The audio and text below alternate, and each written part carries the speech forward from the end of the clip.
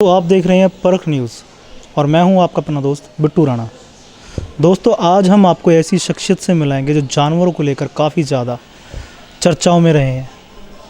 अगर कहीं भी उनको पता लग जाए कोई गाय, कुत्ता, बंदर, बिल्ली घायल अवस्था में है, अगर उनको कोई फ़ोन कर दें तो झट से उनके पास जाकर उनका इलाज करते हैं, अपने पास रखते हैं और जब तक वो पूरी तरह गाय, बंदर, कुत्ता, बिल्ली या कोई पक्षी हो ठीक नहीं हो जाते, उनका पूरा देखभाल करते हैं और काफ़ी लंबे समय से इस काम में लगे हुए हैं।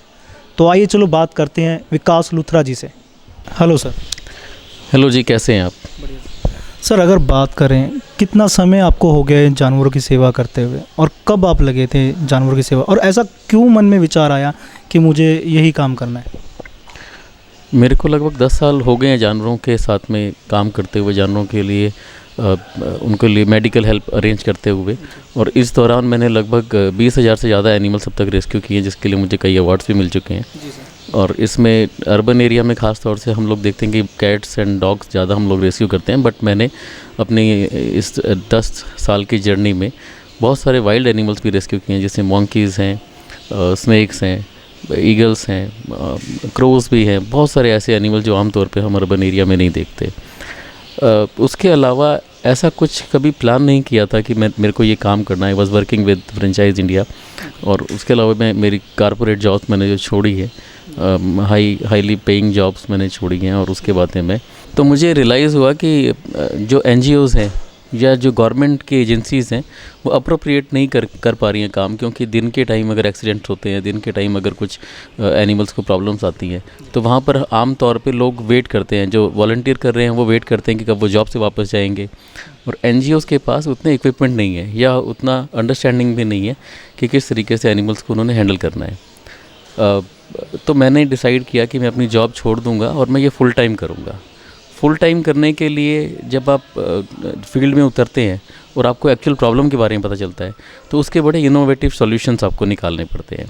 और जब इनोवेटिव सॉल्यूशंस के बारे में आप सोचना शुरू करते हैं, तो फिर आपको पता चलता है आपको पूरा इकोसिस्टम नए सिरे से डेवलप करना है, क्योंकि पहले ऐसा इकोसिस्टम एग्जिस्ट ही नहीं करता था। तो ये लगभग 10 साल हो गए और मैं इसी के अंदर ही लोगों को गाइड करना, अवेयर करना, रेस्क्यू करना और इकोसिस्टम को पूरी तरह से नए सिरे से बनाना, जहाँ पर लोगों को ये फील ना हो, जैसे आपने अभी वर्ड यूज़ किया सेवा, तो ये सेवा नहीं है, ये असल में फुल टाइम जॉब्स हैं, जहाँ पर जानवरों के लिए आप उनको 1 घंटे के लिए एहसान करने नहीं आ सकते कि अब मैं 7 बजे मेरी छुट्टी हो गई ऑफिस से और चलो अब मैं 1 घंटा एनिमल्स के ऊपर एहसान कर लेता हूँ। ये ऐसा नहीं है। अगर एक जानवर का एक्सीडेंट सुबह 11 बजे हुआ और आप जॉब पे हैं, तो वो सड़क पर पड़ा रहेगा, शाम को 6 बजे तक तो वो मर जाएगा वहाँ पर। तो यहाँ पर फुल टाइम जॉब चाहिए। सर, अभी बीच में आपने जंगली जानवरों की बात करी है। जंगली जानवर तो काफ़ी एग्रेसिव होते हैं, तो उनको कैसे हैंडल कर लेते हैं आप? मेरे ख्याल से जब आप जानवरों के साथ दोस्ती करना शुरू करते हैं, तो आपको पता चलता है कि जानवर असल में एग्रेसिव है ही नहीं, एग्रेसिव तो सिर्फ इंसान है। तो मैंने जितने भी जानवर आज तक रेस्क्यू किए हैं, जिसके अंदर मुझे बोला भी गया बहुत ख़तरनाक जानवर जिनको, जैसे स्नेक्स, मैंने कोबरा भी रेस्क्यू किए हैं। तो जब तक आप उनको छेड़ते नहीं हैं, तंग नहीं करते, तब तक वो एग्रेशन नहीं दिखाते अपना। और एग्रेशन अगर दिखा रहे हैं और किसी तकलीफ़ में है, तो आपको थोड़ी सी सावधानियां भी ज़रूर बरतनी पड़ती हैं। सर, जैसे कि आपने बताया कि फुल टाइम करना पड़ेगा काम, आपने अपनी जॉब छोड़ दी, तो जब आपने जॉब छोड़ी तो घर में समस्याएं भी आएंगी, जैसे फाइनेंशियली कंडीशन के, फाइनेंशियली सपोर्ट आपको कैसे घर में मिला? तो मेरे को असल में समस्या नहीं आई। उसके पीछे एक बड़ी वजह थी कि मैं अकेला हूँ, मेरे ऊपर कोई डिपेंडेंट नहीं है। मैंने पिछले 6-7 साल 8 साल से अपना घर बार छोड़ दिया, अकेले रहता हूँ मैं, और उसके कारण मेरे ऊपर कोई इतना अपना परिवार का खर्चा कुछ खास नहीं है। मेरे को अपना खर्चा ही है और मेरे अपने भी खर्चे बहुत लिमिटेड हैं। तो इसलिए मेरे को फाइनेंशियल प्रॉब्लम परिवार के साइड से तो कोई भी नहीं आई। इनफैक्ट मेरी सिस्टर है जो फाइनेंशियल सपोर्ट करती है मुझे, बहुत बड़े अमाउंट का हर महीने का उसका सपोर्ट मेरे को ज़रूर आता है। तो परिवार से मेरे को फाइनेंशियल सपोर्ट मिला है, पर उनकी तरफ से मेरे को बर्डन कभी भी नहीं आई कि मैं ये रुक जाऊँ इसके लिए। तो सर, एक टीम वर्क की बात करिए। पहले जब आपने स्टार्ट किया इस काम को, तब कितने लोगों की टीम थी और आज की डेट में किन किन लोगों का आपको सपोर्ट मिला और कितनी बड़ी टीम है आज की? शुरू तो आपको हमेशा कुछ भी नया करना है तो अकेले ही करना होता है, लेकिन अगर आप ठीक चीज़ें कर रहे हो तो लोग आपसे अगर इंस्पायर हो रहे हैं और उनको लगता है कि ये ठीक काम हो रहा है, तो लोग आपको ज्वाइन करते जाते हैं। आज की डेट के अंदर forever friend foundation tri city के बड़े ऑर्गेनाइजेशंस में से एक है, और हम लोग एनजीओ भी नहीं है, हम लोग सेक्शन 8 कंपनी है। तो उसको भी बनाने के पीछे मकसद यही था कि हम बहुत ज़्यादा ट्रांसपेरेंसी दिखा पाएँ। जैसे कि हम आमतौर पे देखते हैं कि एनजीओज़ जो है वो पर्चियाँ काटना शुरू कर देती हैं, और आप पता भी है कि एनजीओज़ को लेकर आजकल कितनी तरह की नेगेटिव चीज़ें चल रही हैं। बट हमने सेक्शन 8 कंपनी बनाई ताकि कि हम ट्रांसपेरेंसी मेंटेन कर सकें, और अगर कुछ लोग हमें फंड्स दे रहे हैं या अगर कुछ लोग हमारे को डोनेशंस दे रहे हैं तो बड़ी क्लैरिटी के साथ में, बहुत ही ट्रांसपेरेंसी के साथ में हम उस फंड्स का यूटिलाइजेशन कर सकें। तो जैसे कि सर किस तरह के लोग आपको सपोर्ट करते हैं, फाइनेंशियली सपोर्ट आपको ज़्यादा कर, क्योंकि सपोर्ट तो कई तरह के बंदे कर सकते हैं, किस तरह के लोग आपकी टीम में हैं? जब मैंने इकोसिस्टम के बारे में बोला, इसका मतलब भी यही था कि पूरा समाज, पूरा एक नया समाज, जहाँ पर ज़रूरी नहीं है कि आपको फाइनेंस ही आए, आपको आपके साथ में, जैसे अभी हमने एक प्रोग्राम शुरू किया था स्किल डोनेशन। तो उसमें स्किल डोनेशन का क्या मतलब था, मान लीजिए एक एनिमल क्रुएल्टी का केस रजिस्टर हुआ हमारे पास में, और हमने उस केस को कोर्ट में लेके जाना है, तो उसको कोर्ट में लेके जाने के लिए एडवोकेट चाहिए, राइट। तो हमने क्या कहा कि हमें एक एडवोकेट चाहिए जो हमें स्किल डोनेशन कर पाए। उस समय कुछ एडवोकेट्स ने हमारे को कॉल करके बोला कि हम आपके लिए फ्री ऑफ कॉस्ट केस लड़ लेंगे, हमें उसकी फ़ीस नहीं चाहिए।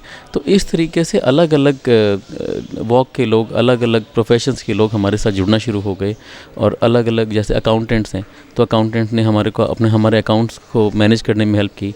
सीए हमारे से अपनी जो फ़ीस है उन्होंने वो डिस्काउंट देना शुरू कर दिया। तो हमने उस इकोसिस्टम को जब बनाना शुरू किया, बहुत लोगों ने स्किल्स हमारे को डोनेट करनी शुरू की। सर जब आप ये कह रहे कि अलग अलग तरह के, जिस तरह का कोई इंसान जैसा उसका प्रोफेशनल, उस तरह की आप लोग उनसे हेल्प ले लेते हो।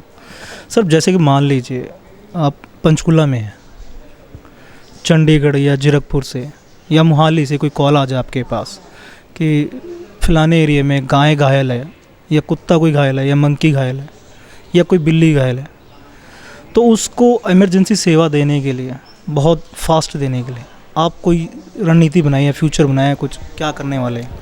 फॉरएवर फ्रेंड्स के पास में आज की डेट में ट्राई सिटी का सबसे बड़ा चैनल है वॉलंटियर्स का।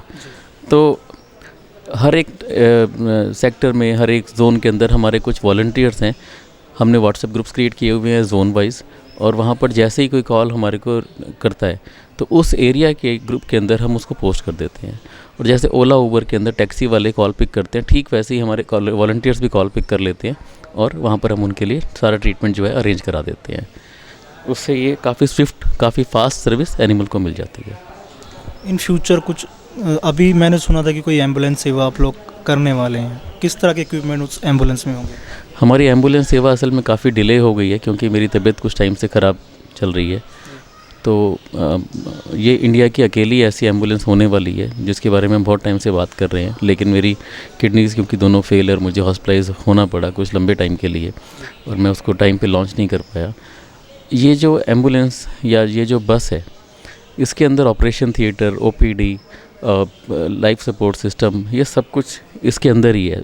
रेफ्रिजरेटर लगा हुआ है ताकि हम दवाइयाँ कैरी कर पाएँ, 2 kVA का इसमें इन्वर्टर है, सोलर पावर भी है, फुली एसी है, ओपीडी, ऑपरेशन, मतलब कंप्लीट सिस्टम है ये। तो ये बस जो है हम उम्मीद कर रहे हैं कि अगले 2 से ढाई महीने में हम इसको लॉन्च कर देंगे। सर क्या फ्यूचर देखते हो आने वाले टाइम में आप?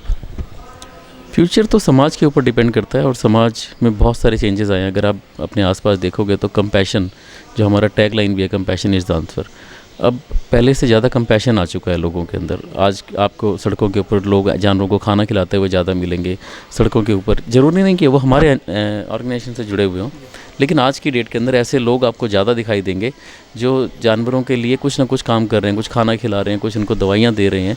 तो ये पिछले 3 या 4 साल के अंदर हमने एक बदलाव देखा है कि जब आम जनता जो है वो जानवरों को लेके थोड़ी सी ज़्यादा सेंसिटिव हो गई है, और ये बदलाव आता रहेगा। सर अगर बात करें आज की डेट में, तो एक इंसान की मदद करने से पहले 10 बार सोचता है। उन इंसानों को आप जानवरों के प्रति कैसे जागरूक करें, क्या मैसेज देना चाहते हैं? ऐसा नहीं है कि इंसान की मदद करने से पहले 10 बार सोचता है, क्योंकि अगर आप कोविड का टाइम देखो जो हमने भी फेस किया है, लगभग हर तीसरा चौथा आदमी लोगों की सेवा कर रहा था। तो समाज हमेशा से ऐसे ही बदलता रहा है, जब आपको ज़रूरत पड़ेगी लोग आएंगे। अभी हमने कोविड के टाइम पर देखा कि कितने सारे लोगों ने अलग अलग तरीके से मदद करना शुरू कर दिया।